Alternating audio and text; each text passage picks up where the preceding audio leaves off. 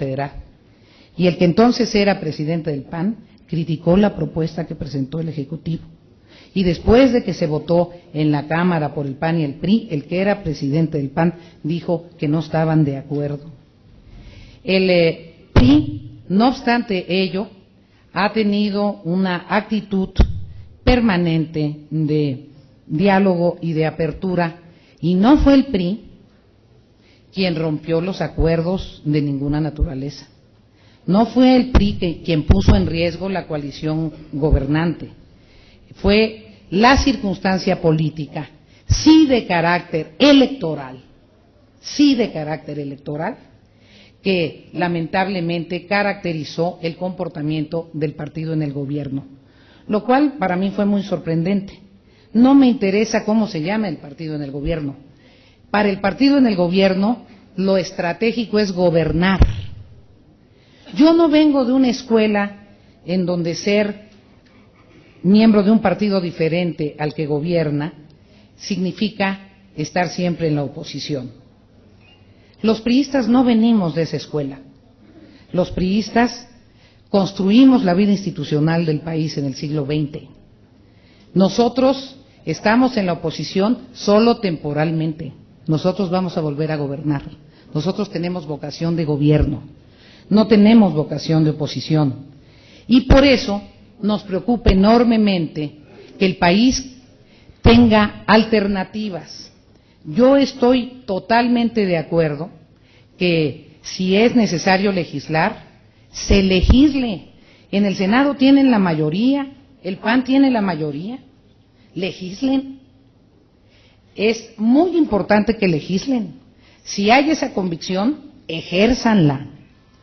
El Senado es la Cámara Alta, tiene la perspectiva de 6 años y tienen la mayoría.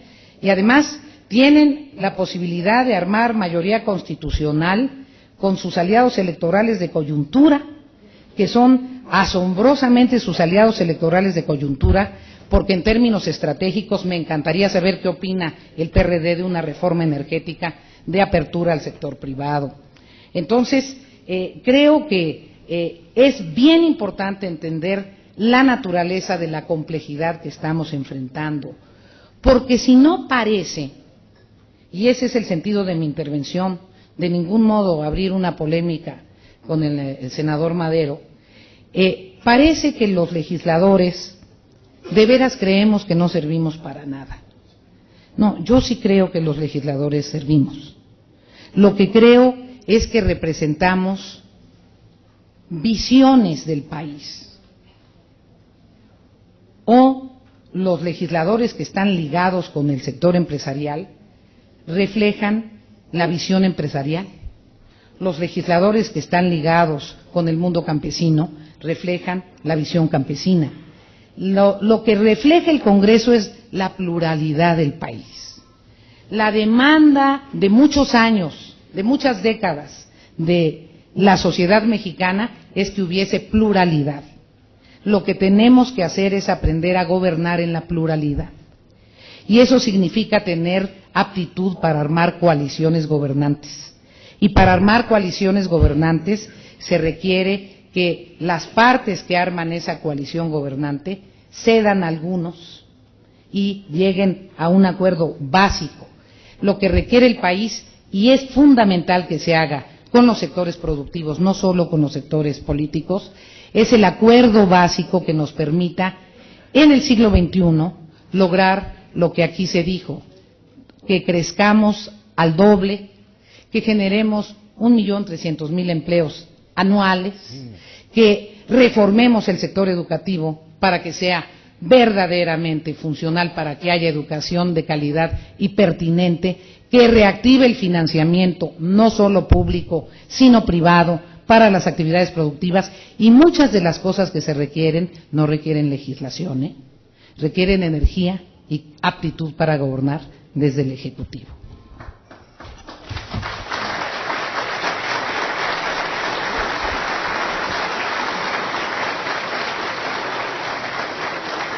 Gustavo Lacachas. Sí, por favor, quiero aprovechar esta magnífica oportunidad para hacer algunas precisiones. Primero, siempre me ha sorprendido que el PRI siempre inicie recordando que asistieron a la toma de posesión de Felipe Calderón como una graciosa concesión, cuando pues digo que es una mínima obligación que se protesta cumplir y hacer cumplir la Constitución, se cobra un sueldo por eso. Creo que eso no es, a mi gusto creo que no es algo que diga uno, oye, ahí está, mira cómo estamos colaborando. Y de igual manera, pues tampoco que se dice que el PAN tiene mayoría en el Senado, pues también creo que las cuentas, hasta donde yo estoy enterado, voy a pedirle, si tienen, se llama primera minoría, no es mayoría. La primera minoría son 40%, tengo 50 senadores de 128. A ver cómo hago mayoría allí, y en un sistema bicameral, que lo que aprobara yo aquí, si no puedo construir con nadie una mayoría, ni simple ni constitucional, si el PRI no está de acuerdo. ¿Qué quiere decir esto? Y pongo dos ejemplos. La reforma fiscal que aprobó el PRI, y que este es un poco el modus operandi que funciona, es el gobierno manda la iniciativa. La iniciativa ya viene acotada a lo que se supone que es posible, no a lo que es deseable, desgraciadamente. Esta reforma fiscal, lo que planteaba el gobierno era un impuesto al consumo del 2% y dedicarlo para combatir la pobreza. Esa es una chulada. Esa es una chulada. No es un punto al IVA, era un 2% de impuesto directo para poderlo dedicar a programas que se vayan directamente a hacer programas progresivos de apoyo a los deciles más pobres de la población. Esto está en las mejores prácticas internacionales de recaudación fiscal y de asignación del gasto. Pero les pongo el mismo ejemplo de la reforma energética. La reforma energética que necesita México es de este pelo. Entonces dice el PRI, que es el que me dice, oye, es con el único que puedes construir una mayoría, porque ya les expliqué que las cuentas no dan para hacerlo con todas las alianzas. No puedes, o sea, porque tengo en la Cámara Baja que también aprobarla, no se puede legislar en una Cámara, se tienen que hacer en las dos. Entonces, con el único interlocutor que tiene la posibilidad de construir una mayoría en las dos se llama PRI. Y entonces me dice el PRI, a ver, ¿quieres hablar de reforma energética? Sí, pero no me toques la reforma constitucional, que no sea constitucional. De una reforma de este tamaño, ya le bajaste el potencial reformador a este tamaño. Y dice uno, bueno, pues está bien. Con esos márgenes tenemos que trabajar. Aún así, el Ejecutivo dice, va, pero presenta iniciativas que incluyen también la posibilidad de que una refinería puedan participar terceros, no nada más el gobierno. Que la conducción del gas, estos oleoductos, gasoductos, incluso estos tanques que ahorita mencionaba la diputada, puedan ser con participación privada, que no se justifica. ¿En dónde dice? Dice que el petróleo es de los mexicanos, ni que la refinería, ni que el transporte, que en muchos son negocios añejos, tienen que estar precisamente otorgados de esta manera a Pemex. Se puede liberar. Hoy lo único que se permite como concesión privada es el transporte, fíjense nomás, terrestre, pero no en ductos. Es medio absurdo, cuando las eficiencias sería hacerlo por ductos. Entonces, repito la historia, que es muy fácil. Lo que requiere el país es una reforma energética de ese tamaño. De inicio la ponemos a la mitad para poder empezar a sentarnos a la mesa, y después en todo el proceso de discusión y negociación con todos los actores e intereses, se queda. ¿Y en qué quedó? En modificar los contratos incentivados.